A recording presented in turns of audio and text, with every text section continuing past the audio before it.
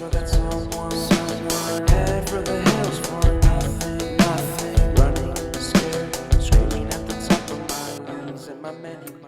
Hi besties, it's your girl, your otaku bestie, Scarlett Izumaki, back with another video. So besties, I am back from Megacon Manchester. Grab yourself a cup of tea. It's fairy tale edition, isn't that nice? Grab yourself some tea, take a seat, or if you're cleaning, do your cleaning, and just let me yap to you about Megacon Manchester. So besties, if you don't know what Megacon Live is, it is a convention hosted by Malo Events. I may be pronouncing their name incorrectly. It's spelled Malo, like Malo, like Halo, but with an M. But it could be Mallow, like marshmallow, but I think it's Malo. Ran by Malo Events. He also run other successful conventions such as Kidtropolis and Talkfest and many more. So if you think that name Malo sounds familiar, because it is. Because Malo Events used to be the guys who ran MCM back in the day, but in 2021 MCM was bought, it was snatched by Reedpop, but it still is successful today. And off the back of that, background noise. But from the back of that, Malo were like, hey, let's make another con. Let's make it good. Let's make it nice. Let's keep these convention addicts fed. Keep them fed. Because if it's alongside this, Megacon also has other conventions around the UK. So they have one in London, I can't count, they have one in London, they have one in Birmingham, Manchester, and now Farnborough. The convention happened just over last weekend, so I've literally got back yesterday and I've been so excited and dying to talk about it, but I just wanted to marinate my feelings first before I said things in the heat of the moment. So I wanted to marinate my feelings and then talk properly. Aww. Sorry, my friend just messaged me that she loves her boyfriend, so I'm just like, we love that for her. First, I wanted to talk about travelling to the convention itself. So I'm coming from London, which is about a 3-hour drive or a 2-hour train journey from Manchester, where Megacon was being held. It's a very nice journey, it's very quick. Well, it would have been, but my train was cancelled, so that was fun. I was meant to get like a 1:15 train, but then that train was cancelled, and luckily I got there early enough. I can just sprint for the 1:45 train, which everyone was running for, so that was fun. I thought it was a bad sign of what was to come. Boy, was I wrong. So Megacon Manchester was held at Manchester Central Convention Centre, which is conveniently located in the city centre. It's a really nice location. It's got high ceilings, glass windows, looks a little bit like a greenhouse, and it's very well air conditioned. So at times you can feel really cold, but if there's a lot of people in there, you get really hot. So this was the case on Saturday of the convention, and that was when it got really hot in the greenhouse. In terms of what Manchester Central looks like, it looks really similar to Olympia London, which conveniently and coincidentally also looks like a greenhouse. So I'm not sure if all these people were copying each other, or hey, let's make a greenhouse type building because everyone's gonna love it. The ceilings will be huge. So because of where it was located, there was also quite a lot of hotels around, which were about a 5-minute walk to and from the convention site, which I thought was really nice. And these hotels were quite affordable in comparison to other hotels I had stayed at for London conventions. But to be fair, it's probably unfair to compare up north prices to down south prices. Game over. So when you go into the convention centre, whether it's the first time to collect your wristband or after the 5th time of coming in and out from outside to get some fresh air, you have to pass through some metal detectors.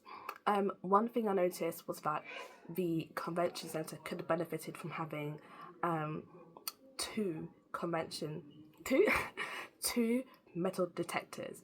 They are sort of like these a bridge type situation, and you kind of pass through the little bridge. I think that they didn't anticipate how many people would be there on Sunday morning because they only had one of these detectors available. However, in the afternoon they had two. I think because they realised that having only one made a bit of a backlog, which was a little bit annoying. If you had got to the convention as soon as it opened, you had to wait for a bit for everyone to go through single file because you had to go through one person at a time, otherwise it would confuse the detectives. A word of advice: if you're going to this convention, don't bring an ITA bag filled to the brim with badges because you will set off the sensor every time you go through it. I learned this the hard way. It's not something that is too inconvenient, but if you are in a rush, bear this in mind, because on the Sunday, it was quite funny. I was trying to race to get inside to go to the One Piece meet because I had literally 5 minutes to spare, and my eater bag set off the metal detectors, so I had to get searched again. And every time I went in and out, I was getting searched. But I refused to get rid of this bag because, you know, I love having a big bag and no one knows what's inside because that's part of the mystery of having a big bag. You're like, oh, what's in the bag? It's just plasters and like hand sanitizer and other things like feminine hygiene products.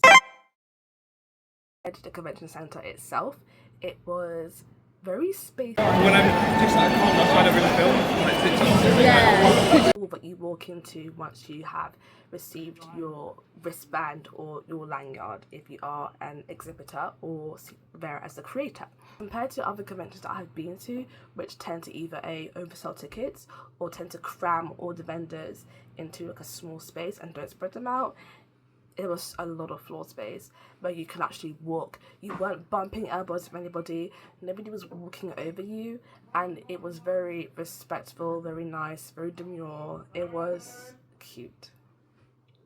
I'm going on a little tangent here, but I think in a lot of vendors, they tend to make merchandise off of medias which are very popular and you know that they're going to sell. For example, K-pop Demon Hunters came out like last month, but already so many vendors made a lot of merch off of this one movie. Amazing.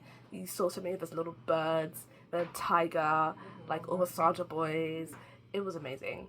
So I was really upset because when JoJo Part 6 was over, no one was making merch of it anymore. So now that you had stillborn one announcement, and you also had one of the voice actors guesting at this con, a lot of people wanted the merch from that. So thank you, vendors, for feeding me. You kept me fed. The vendors themselves were very diverse. All of the merchandise and the artwork was very different, and I was quite surprised by that, especially how there was a lot of very popular films that had just come out. But I suppose thanks to the type of guests they had at this convention, they made a lot of artwork to complement that. So, for example, there was the voice actors for Echo and Jolene from Arcane and JoJo respectively. So there was, of course, a lot of artwork relating to those two characters. And I was very much in love with all of the creativity I saw at this convention. And I'm definitely going to follow all of these amazing artists. Even though I had so much fun at the convention, there was a few things that I didn't like because they served to confuse and befuddle me. So one thing was that there wasn't any clarity whether or not there was a cloakroom on site. Usually at convention centres, they'll make it very obvious where a cloakroom is. They'll have signs, the stewards will know, they can tell you where it is and be like, yep, it's down here. And even security guards will know. Usually, these cloakrooms are at the entrance to the convention sites because usually when you come in, that's when you have your big coat or a big suitcase, and you want to like, yeet that away so you can have more freedom. So when I got into the convention site on Saturday, I asked one of the stewards where the cloakroom was, and they directed me. But where they directed me led me to nowhere. So I was so confused because they said, oh, you just go straight down to the right. I went that way.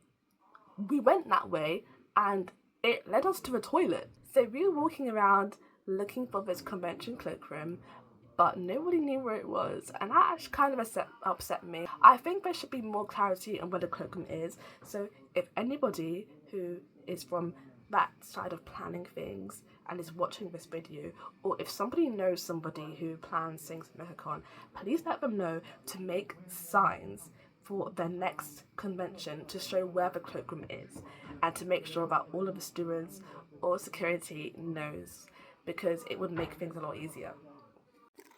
Hello, Editing Scarlett here. There is one thing that I wanted to touch upon in terms of things I think the convention would improve on, and that is security for the outside of the convention complex itself. So in other conventions that I have been to, security has done an amazing job of gentle directing members of the public away from the convention site and away from cosplayers, because I guess when people see things that are out of the ordinary and they think it's really colourful and bright and really neat, they have the urge to take out their phones and start filming people without consent, which isn't the best. And this kind of made a lot of people uncomfortable. I know a few of my friends felt very uncomfortable when members of the public were staring at them, and also when members of the public were kind of harassing them for photos even when they said no. I kind of think that all common sense goes out of the window when people see cosplayers and they assume it's like, I don't know, Disneyland, and they could just film everybody, when we're not being paid to do this. We're doing this for our own enjoyment, so we would really appreciate a little bit of space. And I think if this notion went over to security, and if they could do a little bit of gentle redirection and kind of make the public go away, basically, is what I'm trying to say. So yeah, yes, redirect the public security. That would be amazing. That's all. Bye-bye. So overall, I had the most positive experience at Megacon Manchester. I think it was even better than the Birmingham edition. It was a lot more fun. It was so spacious, but not to the point that the convention felt empty, but there was enough room to move about. I felt like the people who went to this convention were a lot more mindful. They weren't running over each other. They were keeping space. They were allowing others to have their own space, which I thought was an absolute plus. And it kind of felt like this convention didn't oversell tickets in order to make a profit in comparison to other conventions I have been to. Alongside this, it's in a lovely city, which is, I think, very easy to navigate, and there are lots of options in terms of accommodation which have different ranges of affordability.